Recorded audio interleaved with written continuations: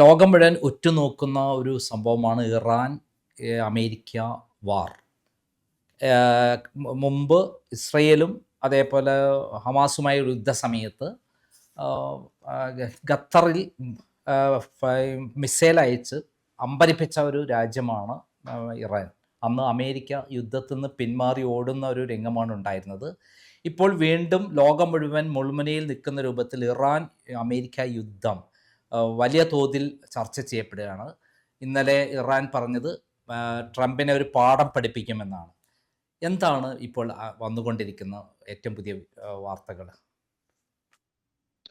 ഈ കഴിഞ്ഞ ദിവസം, അതായത് ഇന്നലെ, അമേരിക്കയുടെ ഒരു പ്രേരണയോടെ യൂറോപ്പിലും ഓസ്ട്രേലിയയിലും അമേരിക്കയിലും, അതായത് പല രാജ്യങ്ങളിലായിട്ട് ഗ്ലോബൽ ആക്ഷൻ ഡേ എന്ന ഒരു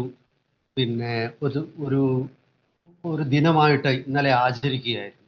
അത് ഈ അമേരിക്കയിലെ ഇപ്പം ന്യൂയോർക്കിലെ, അതുപോലെ കാനഡയിലെ ടൊറോണ്ടോ എന്ന് നമ്മൾ പറയുന്ന ടൊറോണ്ടോ എന്ന് പറയുന്ന നഗരത്തിലെ, ഓസ്ട്രേലിയയിലെ, ഇവിടെ എല്ലാം തന്നെ വലിയ പ്രകടനങ്ങൾ നടത്തിക്കൊണ്ട് ഇറാനിൽ നിന്നും കുടിയേറിയ ആൾക്കാരെ ഇളക്കിവിട്ട് ഇറാനിലെ ഭരണകൂടത്തിനെതിരായിട്ട് വലിയ പ്രക്ഷോഭങ്ങൾ അമേരിക്ക ലോകമെമ്പാടും സംഘടിപ്പിച്ചു.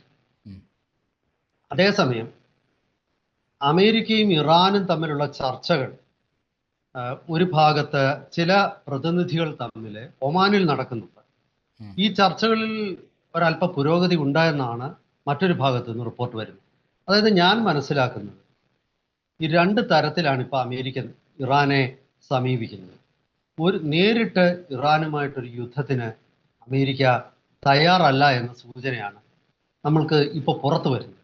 പകരം ഈ യുദ്ധതന്ത്രത്തിൽ ഒരു പ്രധാന തന്ത്രമാണ് വാർ ഓഫ് അട്രീഷൻ എന്ന് പറയും. അതായത് ഒറ്റയടിക്ക് വന്ന ഒരു വലിയ യുദ്ധം നടത്താതെ നമ്മൾ ഒരു രാജ്യം വേറൊരു രാജ്യത്തിന്റെ ശക്തി ചോർത്തിക്കളയാനായിട്ട് പതുക്കെ പല രീതിയിൽ ആ രാജ്യത്തെ ആക്രമിക്കുക. അതായത് ഏത് രാജ്യത്തെയാണോ ആക്രമിക്കാൻ ഉദ്ദേശിക്കുന്നത് അവിടെ ലോക്കലി പ്രക്ഷോഭങ്ങൾ ഉണ്ടാക്കുക, അവിടെ ഭരണകൂടത്തിനെതിരായിട്ടുള്ള മറ്റു രീതിയിലുള്ള പ്രതിസന്ധികൾ സൃഷ്ടിക്കുക, ഉപരോധം ഉണ്ടാക്കുക, ചെറിയ രീതിയിൽ സംഘർഷങ്ങൾ നടത്തുക. അങ്ങനെ കുറേ നാൾ അങ്ങനെ മുന്നോട്ട് പോകുമ്പോൾ ഏത് രാജ്യത്തെയാണോ ആക്രമിക്കാൻ ഉദ്ദേശിക്കുന്നത്, ഇപ്പം ഇറാനെ അമേരിക്ക ആക്രമിക്കാൻ ഉദ്ദേശിക്കുമെങ്കിൽ ഇറാൻ ഭരണകൂടത്തിന്റെ ശക്തി പതുക്കെ നഷ്ടപ്പെടുന്ന ഒരു സാഹചര്യം സൃഷ്ടിച്ചുകൊണ്ട് ഇറാനെ ഇല്ലാതാക്കുക, ഇറാന്റെ ശക്തി ക്ഷയിച്ചു എന്ന് പൂർണ്ണമായിട്ട് ബോധ്യം വരുമ്പോൾ മാത്രം വലിയ ഒരു യുദ്ധത്തിലേക്ക് കടക്കുക. ഈ ഒരു തന്ത്രമാണ് അമേരിക്ക പയറ്റുന്നതെന്നാണ് ഞാൻ കരുതുന്നത്. പിന്നെ വെനിസ്വേലയിൽ ചോദിച്ചാൽ ഈ ഇറാന്റെ ഉള്ളില് വ്യാപകമായ രൂപത്തിൽ അവിടെ ഗവൺമെന്റിനെതിരെ പ്രക്ഷോഭം നടന്നുകൊണ്ടിരിക്കുകയാണ്. പ്രത്യേകിച്ചും അവിടുത്തെ പണത്തിന്റെ പണസംബന്ധമായിട്ടുള്ള ഇടപാടുമായി ഡോളറും അവരുടെ ദിനാറാണോ അവിടുത്തെ ഇറാന്റെ റിയാലുമായുള്ള കൈമാറ്റത്തിൽ ഉണ്ടാകുന്ന വ്യത്യാസം വലിയ തോതിൽ വർധനവുണ്ടായിരിക്കുന്ന സന്ദർഭം, ജീവിക്കാൻ പറ്റാത്തൊരവസ്ഥയാണ് അവിടെ ഉള്ളത് എന്ന് പറഞ്ഞുകൊണ്ട് പ്രക്ഷോഭമൊക്കെ വളരെ ശക്തമായ രൂപത്തിൽ രൂപപ്പെട്ടിട്ടുണ്ട്. അത് അതിന്റെ ഭാഗം തന്നെയല്ലേ ഈ നടക്കുന്നത്? അതെ, അത് തന്നെ എന്തുകൊണ്ടാണ് റിയാലിന്റെ മൂല്യം ഇത്രയധികം ഇടിഞ്ഞത്? വലിയ പണപ്പെരുപ്പമാണ് ഇറാനില്. അതായത് ഒരു റിയാലിന്റെ മൂല്യം ഒരു ഡോളർ കൊടുത്താൽ ഏതാണ്ട് 12,000-13,000 റിയാലൊക്കെ കിട്ടും. നമ്മൾ ആലോചിക്കേണ്ടത്, നമ്മുടെ ഒരു ഡോളർ കൊണ്ട് 92 രൂപയെ കിട്ടുകയുള്ളൂ. അപ്പം ഡോളറിന്റെ മൂല്യം ഇറാനിയൻ റിയാലിന്റെ മൂല്യത്തെ അപേക്ഷിച്ച് വളരെ വലുതാണ്. അങ്ങനെയുള്ള ഒരു സ്ഥിതിവിശേഷം എങ്ങനെ ഉണ്ടായത് ഈ ഇറാന് മേൽ അമേരിക്ക കൊണ്ടുവന്ന ഉപരോധങ്ങൾ നിമിത്തമാണ്. അതായത് ഇറാന്റെ പ്രധാന ഉൽപ്പന്നമായ ക്രൂഡ് ഓയിൽ അവർക്ക് വിൽക്കാൻ പറ്റാതെ, അങ്ങനെ വരുമ്പോൾ അവരെ സംബന്ധിച്ചിടത്തോളം ഈ ക്രൂഡ് ഓയിൽ വിറ്റിട്ട് വേണം അവർക്ക് ധനസമാഹരണം നടത്താൻ. ഈ ക്രൂഡ് ഓയിലാണ് ഇപ്പം നമ്മുടെ ഇന്ത്യ പോലൊരു രാജ്യത്ത് നമ്മൾ നോക്കുകയാണെങ്കിൽ നമ്മുടെ എക്സ്പോർട്ട് ഐറ്റംസ് എന്ന് പറയുന്നത് പല സാധനങ്ങളും, ഗുഡ്സ് ഉണ്ട്, സർവീസസ് ഉണ്ട്. ആ ഗുഡ്സിനകത്തിൽ തന്നെ നമ്മൾ നോക്കിയാൽ ഇന്ത്യയുടെ പ്രധാനപ്പെട്ട ഫാർമസ്യൂട്ടിക്കൽസ് ഉണ്ട്, ഇലക്ട്രോണിക്സ് ഉൽപ്പന്നങ്ങളുണ്ട്. ഇപ്പോൾ ഉദാഹരണത്തിന് ആപ്പിൾ കമ്പ്യൂട്ടർ, ആപ്പിളിൻ്റെ മൊബൈല്, അതുപോലെ കമ്പ്യൂട്ടറുകൾ, അങ്ങനെ ഇലക്ട്രോണിക്സ് ഘടകങ്ങൾ, പിന്നെ പെട്രോളിയം വാല്യൂ ആഡഡ് പ്രോഡക്ട്സ്. അതായത് ക്രൂഡ് ഓയിൽ നമ്മൾ വിദേശത്തു നിന്ന് ഇറക്കുമതി ചെയ്യുന്ന ക്രൂഡ് ഓയിൽ നമ്മൾ ഇവിടെ സംസ്കരിച്ചിട്ട് നമ്മൾ diesel, petrol, high speed diesel, aviation fuel, അങ്ങനെ ഒരുപാട് ഉൽപ്പന്നങ്ങളായിട്ട് മാറ്റി തിരിച്ച് നമ്മൾ കയറ്റുമതി ചെയ്യും. അങ്ങനെ നിരവധി ഉൽപ്പന്നങ്ങളുള്ള ഒരു ബാസ്ക്കറ്റാണ് നമ്മുടേത്. പക്ഷേ ഇറാനെ സംബന്ധിച്ച് അതൊന്നുമില്ല. ഇറാൻ ഒറ്റ ഉൽപ്പന്നമാണ്. ഈ ക്രൂഡ് വിറ്റിട്ട് അല്ലെങ്കിൽ നാച്ചുറൽ ഗ്യാസ് വിറ്റിട്ട് വേണം അവർക്ക് പിന്നെ ധനം സമ്പാദിക്കേണ്ടത്. അവരുടെ ഇൻകം, റവന്യൂ റെസിപ്റ്റ് എന്ന് പറയുന്ന അതാണ്. ആ റവന്യൂ ഈ രീതിയിലുള്ള പിന്നെ അവർക്ക് റവന്യൂ സമാഹരിക്കാനുള്ള എല്ലാ വഴിയും അടയ്ക്കുമ്പോൾ സ്വാഭാവികമായിട്ടും അവരുടെ നാണയത്തിന്റെ മൂല്യം താഴോട്ട് പോകും. അങ്ങനെ നാണയത്തിന്റെ മൂല്യം താഴോട്ട് പോവുക ഒരു ഘടകം. രണ്ടാമത്തേത് അവിടുത്തെ ജനാധിപത്യ വിരുദ്ധ സർക്കാർ. അതായത് കാര്യം എന്തൊക്കെ പറഞ്ഞാലും അവിടെ ഒരു തിയോക്രസിയാണ്. തിയോക്രസി എന്ന് പറഞ്ഞാൽ ഒരു പിന്നെ നമ്മളെ ഈ ഒരേ സമയം അത് ഓട്ടോക്രസി, അതായത് ഏകാധിപത്യവുമാണ്, അതേസമയം അതിന് മതത്തിന്റെ പിന്തുണയും. അതായത് ഇറാന്റെ പിന്നെ പരമാധികാരി അല്ലെങ്കിൽ പരമോന്നത ഭരണാധികാരിയായ അയത്തുള്ള അലി ഖമൈനി, അദ്ദേഹം ആത്മീയ നേതാവുമാണ്, അതേസമയം അദ്ദേഹം ഭരണകൂടത്തിന്റെ നേതാവും. കാരണം അദ്ദേഹത്തിന്റെ കീഴിലാണ് ഈ പറഞ്ഞ റവല്യൂഷണറി ഗാർഡ്സ് ആർമിയുടെ, ഇറാൻ ആർമിയുടെ ഏറ്റവും പ്രധാനപ്പെട്ട ഘടകമാണ് റവല്യൂഷണറി ഗാർഡ്സ്. ഈ റവല്യൂഷണറി ഗാർഡ്സ് നേരിട്ട് അയത്തുള്ള അലി ഖമൈനിയുടെ കീഴിലാണ്. അപ്പോൾ ഈ രീതിയിൽ ഒരുപാട് പരിമിതികൾ അവിടെ ഉണ്ട്. അവിടെ ഈ കഴിഞ്ഞ ഒരു 3-4 വർഷമായിട്ട് അവിടെ നടക്കുന്ന പ്രക്ഷോഭത്തിന്റെ തുടക്കം പൊതുസ്ഥലങ്ങളിൽ ഹിജാബ് ധരിക്കാൻ ഞങ്ങൾ സന്നദ്ധരല്ല എന്ന് പ്രഖ്യാപിച്ച് യുവതികൾ നടത്തുന്ന ഒരു പോരാട്ടത്തിൽ നിന്നാണ് തുടക്കം. അത് മഹിസ അമ്നി എന്ന ഒരു സ്ത്രീ ആണ് ഈ പ്രക്ഷോഭം തുടങ്ങിയ ആദ്യത്തെ രക്തസാക്ഷി. അതൊക്കെ അവിടുത്തെ പ്രക്ഷോഭം. പക്ഷെ അതിനിടയിൽ അമേരിക്ക കടന്നുകൂടിയിട്ട് അമേരിക്കയുടെ അജണ്ട നടപ്പാക്കാൻ ശ്രമിക്കുന്നുണ്ട്. അതായത് ഇറാനിലെ പ്രക്ഷോഭങ്ങൾക്ക് 2 തലം ഉണ്ടെന്നാണ് ഞാൻ വിശ്വസിക്കുന്നത്. വിശ്വാസമല്ല, അതൊരു യാഥാർത്ഥ്യമാണ്. അതായത് ഒന്നാമത്തെ തലം ഇറാനിലെ ജനാധിപത്യ അവകാശങ്ങളുടെ അഭാവം. അത് നമുക്ക് ആർക്കും നിഷേധിക്കാൻ പറ്റില്ല. പക്ഷെ അതിന്റെ മറുവശം ഇറാനിലെ ജനത ഇറാനിലെ ഭരണകൂടവുമായിട്ടുള്ള അഭിപ്രായ വ്യത്യാസം അവർ പറഞ്ഞു തീർക്കട്ടെ, അതിൽ അമേരിക്ക ഇടപെടേണ്ട കാര്യമുണ്ട്. അവിടെയാണ് അമേരിക്കയുടെ ഒരു ത്രികാല തന്ത്രം, അത് ഒരു കുറുക്കന്റെ ബുദ്ധി. പണ്ട് നമ്മൾ കഥകളിൽ കേട്ടിട്ടുണ്ട്, 2 ആടുകൾ തമ്മിൽ പിന്നെ ഇടിച്ചിട്ട് ആടുകളുടെ ചോര കുടിക്കാനായിട്ട് താഴെ കുറുക്കൻ ഇരിക്കുന്ന ഒരു അവസ്ഥ. ഈ തന്ത്രമാണ് അമേരിക്ക അവിടെ പയറ്റുന്നത്.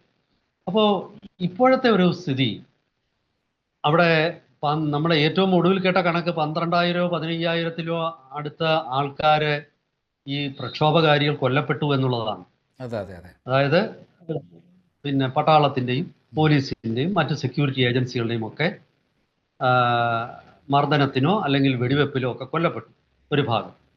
അങ്ങനെ കൊല്ലപ്പെട്ട ഇത്രയധികം വലിയ ഒരു ജനസംഖ്യ ആൾക്കാർ ഒരു ഭാഗത്ത്, അവർ ജനാധിപത്യത്തിന് വേണ്ടി അവർ നടത്തുന്ന പ്രക്ഷോഭങ്ങൾ, അവരെ പിറകിൽ നിന്നും കൈയടിച്ച് പ്രോത്സാഹിപ്പിക്കുകയാണ് അമേരിക്കൻ പ്രസിഡന്റ് ഡൊണാൾഡ് ട്രംപ് ചെയ്യുന്നത്.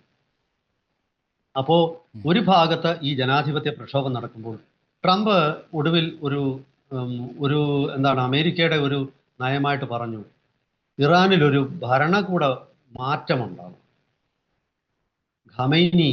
അലി ഖമൈനി മാറണം, അവിടുത്തെ ഭരണ വ്യവസ്ഥിതി മാറും, എങ്കിലേ അവിടുത്തെ ജനാധിപത്യം പുനഃസ്ഥാപിക്കപ്പെടും. അപ്പോഴാണ് പഴയ രാജാവായി അവിടുന്ന് പുറത്താക്കപ്പെട്ട ഷായുടെ മകൻ രംഗത്ത് വരികയും ഇന്ന് പാശ്ചാത്യ രാജ്യങ്ങളിലൊക്കെ തന്നെ ഈ പ്രക്ഷോഭകാരികൾക്ക് പിന്തുണയുമായിട്ട് റേസ പഹൽവി എന്ന പഴയ ഭരണാധികാരിയുടെ മകൻ ഇവ രംഗത്ത് എത്തിയിട്ടുണ്ട്. അത് ഒരു ഭാഗത്താണ്. ഇനി മറുഭാഗത്ത് അമേരിക്കയ്ക്ക് ഈ വിഷയത്തിലുള്ള മറ്റൊരു താല്പര്യം അല്ലെങ്കിൽ അമേരിക്കയുടെ ഒരു കൺസേൺ ഇറാന്റെ അണുവായുധ പദ്ധതിയാണ്. അപ്പൊ ഈ കഴിഞ്ഞ ദിവസം ഈ വിഷയത്തിൽ ഇറാന്റെ വിദേശകാര്യ ഉപമന്ത്രി സഹമന്ത്രി, അദ്ദേഹത്തിന്റെ പേര് മജീദ് റാവൻഷി എന്നാണ്, അദ്ദേഹം BBC-ക്ക് ഒരു അഭിമുഖം കൊടുത്തിരുന്നു. ആ അഭിമുഖത്തിൽ അദ്ദേഹം പറഞ്ഞു, ഇറാന്റെ പിന്നെ ന്യൂക്ലിയർ എൻറിച്ച്മെന്റ്, അതായത് യുറേനിയം എൻറിച്ച്മെന്റ്, അതായത് യുറേനിയം സമ്പുഷ്ടീകരണ പദ്ധതി അത് നിർത്തിവെക്കാം. എങ്ങനെ? അമേരിക്ക ഇറാന് മേലുള്ള ഉപരോധം നിർത്തിവെക്കാമെങ്കിൽ ഉം. അമേരിക്കയ്ക്ക് ഉം. ആ, പിന്നെ ഇറാന്റെ അണുവായുധ അല്ലെ യുറേനിയം സമ്പുഷ്ടീകരണ പ്ലാന്റുകൾ സന്ദർശിക്കാനും ഈ വിഷയത്തിൽ ഇറാന്റെ ഇപ്പോൾ കൈവശമുള്ള സമ്പുഷ്ടീകരിക്കപ്പെട്ട യുറേനിയം ഉണ്ട്. അത് വെപ്പൺസ് ഗ്രേഡ് യുറേനിയം എന്നാണ്. അതായത് ആയുധം നിർമ്മിക്കാൻ പറ്റുന്ന തരത്തിലുള്ള ഒരു സ്ഫോടക കോമ്പണന്റ് ആണ്, വസ്തുവാണ്. ആ വസ്തു ഇറാന് മറ്റൊരു രാജ്യത്തിന് കൈമാറാം. അത് സ്വീകരിക്കാൻ റഷ്യ തയ്യാറാണ്. ഉം. റഷ്യ അതിന് വില കൊടുത്തു. റഷ്യക്ക് ഏതായാലും അണുവായുധമുള്ള രാജ്യമാണ്. ഇപ്പം ഇറാൻ കൊടുത്താലും ഇല്ലെങ്കിലും റഷ്യ അണുവായുധം ഉണ്ടാക്കും. അതുകൊണ്ട് അമേരിക്കയ്ക്ക് അതിനകത്ത് വലിയ പ്രശ്നമില്ല. അപ്പോൾ ഇറാന്റെ കൈവശമുള്ള ഈ സമ്പുഷ്ടീകരിച്ച അണുവായുധം ത്തിൽ ഉപയോഗിക്കാൻ ശേഷിയുള്ള സമ്പുഷ്ടീകരിച്ച യുറേനിയം അവിടെ നിന്നും മാറ്റി മറ്റൊരു രാജ്യത്തേക്ക് മാറ്റിയാൽ പിന്നെ തൽക്കാലത്തേക്ക് ഇറാന് ഒരു അണുവായുധം ഉണ്ടാക്കിയിട്ട് ഇസ്രായേലിനോ മറ്റേതെങ്കിലും രാജ്യത്തിന് നേരെ പ്രയോഗിക്കുകയില്ല എന്നുറപ്പാണല്ലോ. കാരണം അവർക്ക് അണുവായുധം ഉണ്ടാക്കാനുള്ള അടിസ്ഥാന വസ്തുവായ പിന്നെ സമ്പുഷ്ടീകരിച്ച യുറേനിയം അവരുടെ കൈവശമില്ല. ഈ ഒരു നിർദ്ദേശമാണ് ഇറാന്റെ വിദേശകാര്യ സഹമന്ത്രി അമേരിക്കയുടെ മുന്നിൽ വെച്ചിരിക്കുന്നത്. ഇപ്പോൾ ഞാൻ ആദ്യമേ പറഞ്ഞല്ലോ, ചർച്ച നടന്നുകൊണ്ടിരിക്കുകയാണ് ഒമാനിൽ. ഉദ്യോഗസ്ഥ തല ചർച്ചയാണ്. ഇറാന്റെ പ്രതിനിധികളും അതുപോലെ അമേരിക്കയുടെ പ്രതിനിധികളും. ഇതിന് മധ്യസ്ഥം വഹിക്കുന്നത് ഒമാന്റെ വിദേശകാര്യ മന്ത്രിയായിട്ടുള്ള അദ്ദേഹത്തിന്റെ പേര് ബദർ അൽ ബുസൈദി എന്നാണ്. ബദർ അൽ ബുസൈദിയാണ് ഇതിന്റെ മധ്യസ്ഥനായിട്ടിരിക്കുന്നത്. ഇത് വളരെ പുരോഗതി ഉണ്ടാക്കിയിട്ടുണ്ടെന്നാണ് പാശ്ചാത്യ മാധ്യമങ്ങളൊക്കെ നിരീക്ഷിക്കുന്നത്. അതിന്റെ ഒരു കാരണം ഈ മറ്റ് ഗൾഫ് രാജ്യങ്ങളെ അപേക്ഷിച്ച് ഒമാൻ ഒരു പ്രത്യേകതയുണ്ട്. അത് സുന്നി ഭൂരിപക്ഷ രാജ്യമല്ല. നമ്മളിൽ പലരും വിചാരിക്കും ഈ പിന്നെ ഒമാന് മറ്റ് ഷിയ രാജ്യമല്ലാത്തത് കൊണ്ട് അത് സുന്നി രാജ്യമായിരിക്കണമെന്നായിരിക്കും പലരുടെയും ധാരണ. യഥാർത്ഥത്തിൽ ഇബാദി എന്നൊരു വിഭാഗമുണ്ട്. നമ്മുടെ നാട്ടിലെങ്ങും ഇല്ലാത്ത ഒരു ഇസ്ലാമിക് വിഭാഗമാണ് ഇബാദികൾ. ആ ഇബാദികൾ ഭൂരിപക്ഷമുള്ള രാജ്യമാണ് ഒമാൻ. അവർക്ക് ഷിയാക്കളുമായിട്ട് വലിയ സംഘർഷമില്ല. അപ്പോ ഇറാനും ഒമാനുമായിട്ട് കാലാകാലങ്ങളിലായിട്ട് വലിയ സൗഹൃദമുണ്ട്. ആ സൗഹൃദത്തിന്റെ അടിസ്ഥാനത്തിലാണ് ഇറാന്റെ പിന്നെ പ്രതിനിധികൾ ഒമാൻ ഒരു ന്യൂട്രൽ വെന്യൂ ആയിട്ട്, ഒരു നിഷ്പക്ഷ രാജ്യമായിട്ട് അംഗീകരിച്ച് അവിടെ വെച്ച് നമുക്ക് ചർച്ച നടത്താം എന്നുള്ള ഒരു അംഗീകാരത്തിലേക്ക് എത്തിയത്. എന്തായാലും ഈ ചർച്ച ഒരു ഭാഗത്ത് പുരോഗമിക്കുന്നു, മറുഭാഗത്ത് അമേരിക്ക വിദ്യാർത്ഥികളെ ഇളക്കി വിട്ടുകൊണ്ട് വീണ്ടും പ്രക്ഷോഭം ആളിക്കത്തിക്കുന്നു. ഞാൻ ഇതിൽ വിലയിരുത്തുന്നത് തൽക്കാലത്തേക്ക് നേരിട്ട് ഇറാൻ ആക്രമിക്കാനുള്ള ധൈര്യം ഒരു കാരണവശാലും അമേരിക്കയ്ക്ക് ഉണ്ടാകും. അതെന്തുകൊണ്ടാണ്? അതിന്റെ കാരണം ഞാൻ പറയാം. ഒന്ന്, നമ്മൾ ഇപ്പം ലിബിയയിലെ കേണൽ ഗദ്ദാഫിയെ അല്ലെങ്കിൽ ഇറാഖിലെ സദ്ദാം ഹുസൈനെ ഒക്കെ പുറത്താക്കാൻ അമേരിക്കയ്ക്ക് നിസ്സാരമായിട്ട് പറ്റി. കാരണം അവരൊന്നും തന്നെ ഒരേ സമയം ഭരണ നേതൃത്വത്തിന്റെ ഭരണത്തിന്റെ തലവനും മതത്തിന്റെ തലവനും രണ്ട് സ്ഥാനവും വഹിക്കുന്നവരായിരുന്നില്ല. ഈവൻ സൗദി അറേബ്യയിൽ പോലും ഈ സൗദ് കുടുംബം ഭരണത്തിന്റെ തലപ്പത്തും മറ്റേ പിന്നെ മതത്തിന്റെ പിന്നെ ഒരു പൂർണ്ണാധികാരം അവർക്കില്ല. അത് വേറൊരു കുടുംബത്തിന്റെ കൈവശമാണ്. ഈ ഒരു വിഭജനം ബാക്കി എല്ലാ രാജ്യങ്ങളിലും, പക്ഷെ ഇറാനിൽ അതില്ല. ഞാൻ ആദ്യമേ പറഞ്ഞത് ഈ ഭരണവും മതവും രണ്ടിന്റെ തലപ്പത്ത് ഖമൈനിയാണ്. ആത്മീയ നേതാവുമാണ്, ഭരണത്തലവനുമാണ്. തീർച്ചയായിട്ടും ഇങ്ങനെ രണ്ട് അധികാരങ്ങൾ ഒരുമിപ്പിച്ചിരിക്കുന്ന അദ്ദേഹത്തിനെ അത്ര നിസ്സാരമായിട്ട് തള്ളിക്കളയാൻ, പുറത്താക്കാൻ പറ്റില്ല. കാരണം അദ്ദേഹത്തിന് ആത്മീയ പിന്തുണയുണ്ട്, വലിയ പിന്തുണ ആ രാജ്യത്ത് ഒരു വിഭാഗത്തിന്റെ ഉണ്ട്. അവിടെ വലിയ പ്രക്ഷോഭം ഒരു വിഭാഗം നടത്തുമ്പോഴും മറ്റൊരു യാഥാസ്ഥിതിക വിശ്വാസങ്ങൾ പിന്തുടരുന്ന ഒരു വിഭാഗം അലി ഖമേനിയുടെ പിന്നിൽ ഇപ്പോഴും പാറ പോലെ ഉറച്ചു നിൽക്കുന്നുണ്ട്. അപ്പോ ആ ശക്തി ചോർത്തിക്കളയാതെ അമേരിക്കയ്ക്ക് ഒരു കാരണവശാലും ഇറാനെ നേരിടാൻ പറ്റില്ല. അല്ല, രണ്ടാമത്തെ കാരണം ചോദിച്ചു. ഇന്നലെ ഇറാൻ പറഞ്ഞിരിക്കുന്നത് ട്രംപിനെ ഒരു പാഠം പഠിപ്പിക്കുന്നതാണ് ഇന്നലെ പറഞ്ഞിരുന്നത്. അത് ഏത് സാഹചര്യത്തിലാണ്? ഇത് അമേരിക്കൻ പട്ടാളം അവിടെ ഇറങ്ങുകയാണെങ്കിൽ ഉം, അമേരിക്കയുടെ ആർമി അവിടെ ലാൻഡ് ചെയ്യുകയാണെങ്കിൽ, ഇപ്പൊ വെനിസ്വേലയിലൊക്കെ ലാൻഡ് ചെയ്ത പോലെ അമേരിക്കൻ ആർമി ലാൻഡ് ചെയ്യുകയാണെങ്കിൽ തൽക്കാലത്തേക്ക് വേണമെങ്കിൽ അവർക്ക് ടെഹ്റാനിലോ, അതായത് തലസ്ഥാന നഗരമായ ടെഹ്റാനിലോ ഒക്കെ ലാൻഡ് ചെയ്തിട്ട് ഒരു ഇപ്പം ആയുധങ്ങളുടെ ഒക്കെ രീതി മാറിക്കഴിഞ്ഞു. ഉം, നമുക്കറിയാം ഉം, ഇപ്പൊ ഈ ഡയറക്റ്റഡ് എനർജി വെപ്പണൊക്കെ ഉണ്ടായ കാലമാണ്. ഉം, അതായത് ഒരു വെടി പോലും പൊട്ടിക്കാതെ ഈ ഹൈ എനർജി പുറത്തു വിടിയിച്ചിട്ട് ഉം, വലിയ ഊർജ പ്രവാഹം നടത്തിയിട്ട് ഈ ഉം, പിന്നെ ഇലക്ട്രോണിക് സംവിധാനങ്ങൾ ആകെ ഉം, തകർത്തു കഴിഞ്ഞാൽ ഇന്നത്തെ പല തോക്കുകൾ പോലും അത്തരം പിന്നെ ഇലക്ട്രോണിക് സംവിധാനങ്ങളിലൂടെ പ്രവർത്തിക്കുന്ന ഉം, ഉം, അതൊക്കെ തകർത്ത് ഉം, ഒറ്റയടിക്ക് ഉം, പക്ഷെ ഇത് അധിക സമയത്തേക്ക് ഇങ്ങനെ ഒരു ഇലക്ട്രോണിക് വാർഫെയർ നടത്താൻ പറ്റില്ല. ഇത് കൂടി ഉം, വന്നാൽ എനിക്ക് എൻ്റെ ഒരു വിലയിരുത്തൽ 1 മണിക്കൂറിലധികം ഇത്തരം ഉപകരണങ്ങൾക്ക് പ്രവർത്തിക്കാൻ പറ്റില്ല. അത് കഴിഞ്ഞാൽ ഉം, വീണ്ടും പല സിസ്റ്റവും വീണ്ടും നേരെയാണ്. ഉം, അപ്പം വെനിസ്വേലയ്ക്കൊക്കെ ഒരു ചെറിയ പട്ടാളമാണ് ഉണ്ടായിരുന്നത്. ഉം, അതിൽ തന്നെ ഒരു വിഭാഗത്തെ അമേരിക്ക കൈക്കൂലി കൊടുത്ത് കൈവശപ്പെടുത്തി. പക്ഷെ ഉം, ഇവിടെ ഒരു വ്യത്യാസമുണ്ട്. ഇതൊരു വ്യത്യസ്ത മതം പിന്തുടരുന്ന ആൾക്കാരാണ്. വെനിസ്വേലയിൽ ക്രിസ്ത്യാനികളായിരുന്നു. അപ്പൊ അവർക്ക് ഈ ഉം, മതപരമായിട്ടുള്ള സംഘർഷം അവിടെ ഇല്ല. ഉം, മറ്റൊരു മതക്കാരൻ വന്ന് തങ്ങളെ കീഴടക്കുവല്ല ഇവിടെ. പക്ഷെ ഇറാനിൽ അങ്ങനെയല്ല. രണ്ട് വിശ്വാസങ്ങളാണ്. സ്വാഭാവികമായിട്ട് അമേരിക്കൻ സൈന്യം അവിടെ ഇറങ്ങിയാൽ അമേരിക്കൻ സൈന്യത്തിന് പിന്നീട് തിരിച്ചു ഈ പറയുന്ന 1 മണിക്കൂറിനുള്ളിൽ അവരുടെ ഓപ്പറേഷൻ കംപ്ലീറ്റ് ചെയ്തില്ലെങ്കിൽ ഉം, വലിയ ദുരന്തമായി. ഉം, അമേരിക്കൻ സൈന്യം മുഴുവൻ അവിടെ പിന്നെ തളയ്ക്കപ്പെടും. പിന്നീട് ഉം, അമേരിക്കയ്ക്ക് അവരെ രക്ഷപ്പെടുത്തണമെങ്കിൽ വലിയ പ്രശ്നങ്ങളുണ്ടാകും. ഉം, ഉം, അമേരിക്കയ്ക്ക് ഈ ഒരു അനുഭവം പണ്ട് ഇറാനിലുണ്ടായിരുന്നു. ഉം, 1979 അമേരിക്കൻ എംബസി ഇറാനിൽ ഇറാനിലെ ഈ ഷിയ പിന്നെ അതായത് ഖമൈനിയുടെ ആൾക്കാര് എംബസി വളഞ്ഞിട്ട് അവരെ ബന്ദികളാക്കി. ഉം, അന്ന് ജിമ്മി കാർട്ടർ ആയിരുന്നു അമേരിക്കൻ പ്രസിഡന്റ്. ഉം, ഈ ഉദ്യോഗസ്ഥന്മാരെ രക്ഷിക്കാനായിട്ട് അമേരിക്ക ഒരു ഓപ്പറേഷൻ നടത്തി. അമേരിക്കയുടെ ഹെലികോപ്റ്ററുകളിലും വിമാനത്തിലും ഒക്കെ വന്ന പാരച്യൂട്ടിൽ ഇറങ്ങിയ ഭടന്മാര് പെട്ടെന്ന് ഇതിനുള്ളിൽ കയറി. പക്ഷേ അവർ വിചാരിച്ച പോലെ ഓപ്പറേഷൻ നടന്നില്ല. ഉം, അവർക്ക് ഈ ബന്ദികളെ ഒന്നും രക്ഷിക്കാൻ പറ്റിയില്ല. അവിടെ വെടിവെപ്പും ഒക്കെയായി. ഈ പിന്നെ വന്ന ഭടന്മാരും നിരവധി പേര് കൊല്ലപ്പെട്ടു, ബന്ദികളും കൊല്ലപ്പെട്ടു. ഉം, പിന്നെ ഖമൈനിയുടെ അനുയായികളും കൊല്ലപ്പെട്ടു. അതൊരു ദുരന്തത്തിലാണ് കലാശിച്ചത്. അതോടെ അമേരിക്കയിൽ കാർട്ടറുടെ ജനപിന്തുണയും പോയി. പിന്നെ റേഗൻ വരുമായിരുന്നു ചെയ്തത്. ഉം, ഉം. അപ്പൊ അത്തരം പിന്നെ ഒരു തെറ്റായ ഇടപെടലിന്റെ പ്രത്യാഘാതം എന്തായിരിക്കുമെന്ന് അമേരിക്കയ്ക്ക് ഒരു ചരിത്രമുണ്ട് ഇറാനിൽ.